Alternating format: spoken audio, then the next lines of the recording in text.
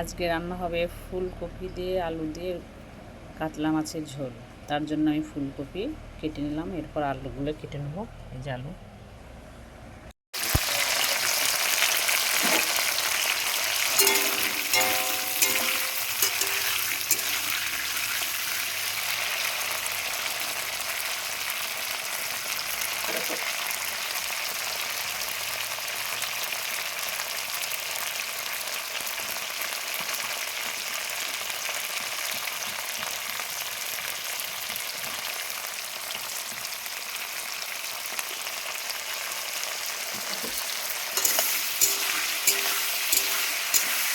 এই যে ফুলকপিগুলো হলুদ দিয়ে লাল লাল করে ভেজে নেব।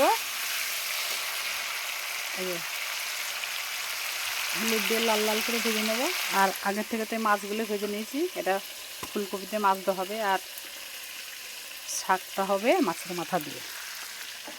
এ কি ফোন না বন্ধ? কাঁচা লঙ্কা নেব।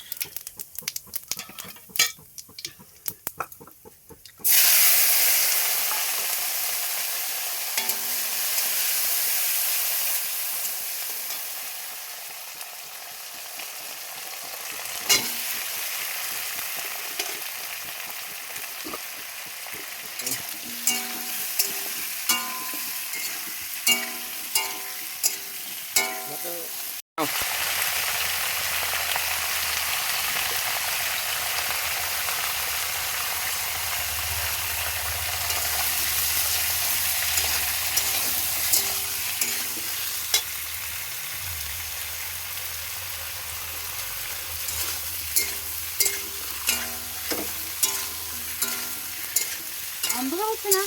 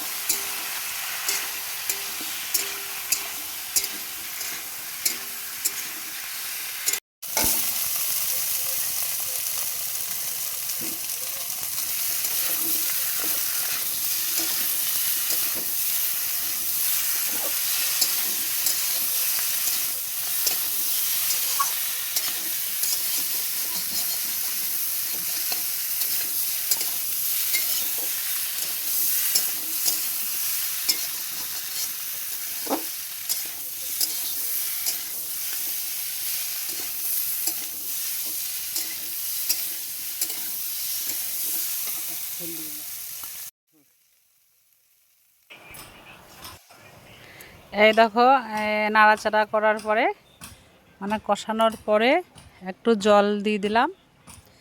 এই জল মানে পরিমাণ মতো জল, যাতে আলুটা সেদ্ধ হয়ে যায় সেরকম জলটা দিতে হবে। হ্যাঁ, এটা যে একটু ফুটে আসবে তখনই কিন্তু আমি ফুলকপি মাছ দিয়ে দিলাম।